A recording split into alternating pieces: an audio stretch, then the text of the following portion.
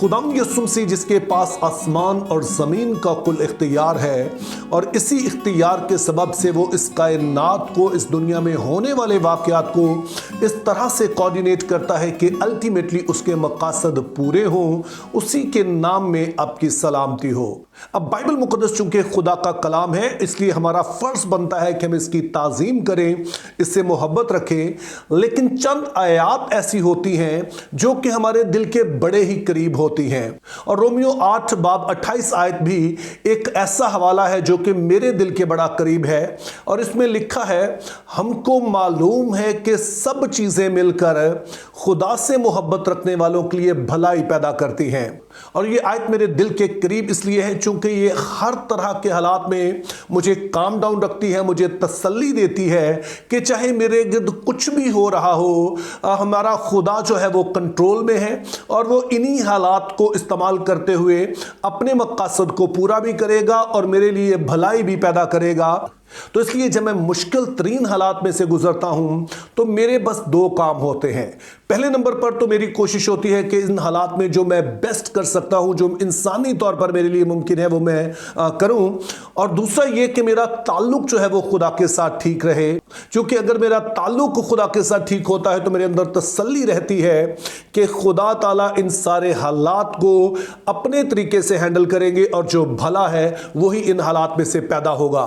अब खुदा के बारे में ये जो तालीम है, इसे टेक्निकल जुबान में खुदा की परवरदिगारी कहते हैं। अब कल की वीडियो में भी मैंने इस पर बात की है, और अगर आपने वो वीडियो देखी है तो शायद आपको इसकी तारीफ, इसकी डेफिनेशन भी याद हो कि खुदा की परवरदिगारी से क्या मुराद है। तो अभी मैं आपकी आसानी के लिए इस तालीम को दोहरा देता हूं कि अगरचे के खुदा ताला ने इंसान को आज़ाद मर्जी दी है, ज़मीन पर रहते हुए इंसान अपनी मर्जी से जो चाहे वो कर सकता है, जो फैसले वो करना चाहे और जिस तरह से भी वो जीना चाहे वो ऐसा कर सकता है। लेकिन खुदा ताला के पास इतनी कुदरत मौजूद है कि वो इंसान के तमाम इक़दाम, तमाम फैसलों, अच्छे बुरे जो भी करे, अल्टीमेटली वो उसको इस तरह से तरतीब देता है कि उसमें उसके मकासद पूरे होते हैं। इसको हम प्रोविडेंस ऑफ गॉड कहते हैं। और कल की वीडियो में हमने इस बात पर गौर करते हुए मजूसियों की मिसाल दी कि मजूसी अपने इल्म की वजह से मसीह यस्सु तक नहीं पहुंचे हैं, बल्कि ये खुदा की परवरदिगारी थी जिसने उनके इस नाकस इल्म को इस्तेमाल किया ताकि वो किसी तरह मसीह तक पहुंच सके और खुदा की बरकत जो है वो गैर कौमों तक पहुंच सके। लेकिन याद रहे कि खुदा अपनी परवरदिगारी में सिर्फ ये सितारे और मजूसी और इसी तरह की चंद बातों को कंट्रोल नहीं करता है, बल्कि इस दुनिया में होने वाले जो बड़े वाकयात हैं उनको भी खुदा अपने जलाल के लिए इस्तेमाल करता है। तो आइए बाइबल मुकद्दस में से यीशु मसीह की पैदाइशी के ताल्लुक से एक और हवाला पढ़ते हैं और उसमें भी हम देखते हैं कि किस तरह से खुदा की जो परवरदिगारी है वो काम करती है। तो हम मुकद्दस लूका की मार्फत लिखा गया इंजीली बयान, उसका दूसरा बाब और उसकी पहली 5 आयत पढ़ेंगे, जिसमें कुछ यूं लिखा है। उन्हीं दिनों में ऐसा हुआ कि कैसर औगुस्तुस की तरफ से यह हुक्म जारी हुआ कि सारी दुनिया के लोगों के नाम लिखे जाएं। ये पहली इसम नवीसी सूरिया के हाकिम कुरनेलियुस के अहद में हुई और सब लोग नाम लिखवाने के लिए अपने अपने शहर को गए। पस यूसुफ भी गलील के शहर नासरत से दाऊद के शहर बैतलहम को गया जो यहूदिया में है, इसलिए कि वो दाऊद के घराने और औलाद से था,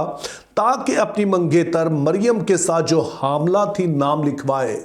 अब इन आयात में हमें कई तरह की मालूमात दी गई हैं और उसमें सबसे पहली मालूमात हमें दी गई कि एक शख्स है जिसका नाम अगस्तुस है और वो कैसर है, यानी कि सल्तनत रोमा का वो बादशाह है। और सल्तनत रोमा के हवाले से शायद आप जानते होंगे कि ये तारीख़ इंसानी में जो सबसे ताकतवर सल्तनतें आई हैं उनमें से एक है। और उस जमाने में सिर्फ 3 ही बड़े आज़म थे और उसके एक बड़े हिस्से पर ये वाली सल्तनत जो थी वो कायम थी, जिसके अंडर मुख्तलिफ मुल्क और मुख्तलिफ कौमें आती थीं। या दूसरे अल्फाज में हम कहें तो कैसर अगस्तुस जो है वो अपने ज़माने का सबसे ताकतवर शख्स था। अब ये हुक्म जारी करता है कि पूरी दुनिया में जो कौमें, कबीले, मुल्क इसके अंडर आते हैं वहाँ पर जो है वो सेंसस हो, वहाँ पर इसम नवीसी हो, मरदमशुमारी हो। और आम तौर पर मरदमशुमारी के 2 बड़े मकसद होते थे। पहले नंबर पर तो देखा जाता था कि सल्तनत में कौन से ऐसे लोग हैं जो बालिग हैं, खास तौर पर जो मर्द हैं, ताकि कल को अगर जंग लगे तो उनको फौज में भर्ती किया जा सके। लेकिन इसका ज्यादा अहम मकसद यह होता था कि जब लोगों के बारे में पता होगा कि किसी इलाके में कितने लोग हैं, तो फिर उन पर टैक्स जो है वो लगाया जाएगा, जिजिया लगाया जाएगा, ताकि फिर उसको इकट्ठा करके सल्तनत रोमा को दिया जाए और सल्तनत रोमा का निज़ाम जो है वो चलता रहे। और फिर तीसरी मालूमात हमें एक जोड़े के बारे में बताई गई है, जिसको आज हम मुक़द्दस यूसुफ और मुक़द्दसा मरियम के नाम से जानते हैं। और इनके बारे में हमें बताया गया कि इनका ताल्लुक गलील के सूबे से है, जिसमें एक शहर है जिसका नाम नासरत है। तो वहां से ये चलते हैं और ये बैतलहम में, जो कि एक दूसरा सूबा यानी कि यहूदिया के इलाके में आते हैं ताकि अपना नाम लिखवा सकें। और बैतलहम में आना इसलिए जरूरी है चूंकि इनका ताल्लुक जो है वो दाऊद के घराने से है और ये लाजम है कि ये अपने आबाई गांव में आकर नाम लिखवाएं। तो इस तरह से ये एक सूबे से दूसरे सूबे में आते हैं और ये सफर तकरीबन 145 किलोमीटर का बनता है। और फिर चौथी मालूमात हमें दी गई है कि ये खातून जो मुक़द्दस यूसुफ के साथ आई हैं, यानी मुक़द्दसा मरियम, ये उम्मीद से हैं। अब जो मालूमात हमें दी गई है, इनमें हमें खुदा की परवरदिगारी बड़े वाज़े तौर पर दिखाई देती है। पहले नंबर पर तो जरा गौर कीजिए कि कैसर अगस्तुस है, जो ताकतवर तरीन शख्स है और उसके अपने मकासद हैं, वो अपने मकासद की वजह से हुक्म दे रहा है कि इसम नवीसी की जाए, और ताकि वो यहूदियों और जितनी भी और कौमें उसके अंडर है उनसे जिजिया इकट्ठा कर सके। तो दरअसल उसका फैसला अपने मकासद को पूरा करने के लिए था। और फिर इस बात पर भी गौर कीजिए कि ये हुक्म वो 6 महीने पहले, साल पहले, या फिर इसी तरह से 6 महीने बाद या साल बाद या किसी भी वक्त दे सकता था, लेकिन वो ऐसे वक्त को चुनता है जो दरअसल खुदा का जो कैलेंडर है, खुदा का ठहराया हुआ वक्त है, उसके साथ मैच करता है। और फिर दूसरी तरफ हम मुक़द्दस यूसुफ और मुक़द्दसा मरियम को देखते हैं, जो कि एक गरीब कपल है, जो कि कैसर अगस्तुस की सल्तनत में बसते हैं और उनके पास कोई चारा नहीं है सिवाय इसके कि वो कैसर अगस्तुस का हुक्म माने, क्योंकि अगर वो ऐसा नहीं करते हैं तो जाहिर है वो सल्तनत रोमा के बागी ठहरेंगे और जाहिर है वो इस बात के मुतहम्मिल नहीं हो सकते हैं। और इसीलिए मुक़द्दस यूसुफ को अपनी बीवी को लेकर एक लंबा सफर तय करना पड़ता है, जो आम हालात में भी किसी खातून के लिए आसान नहीं है, लेकिन खास तौर पर इस हालत में गधे पर सवार होकर इतना लंबा सफर करना जाहिर है उन्होंने खुशी से नहीं किया और ना ही ये उनकी मर्जी थी। लेकिन जब वो ऐसा करते हैं तो खुदा ताला का मकसद जो है वो बहरहाल पूरा होता है। तो इस तरह से हम देखते हैं कि एक तरफ तो कैसर अगस्तुस है, जो कि अपने दौर का ताकतवर तरीन शख्स है और उसके अपने मकासद है जिसकी वजह से वो ये हुक्म देता है, और दूसरी तरफ एक मजबूर जोड़ा है जो इतना लंबा सफर तय करके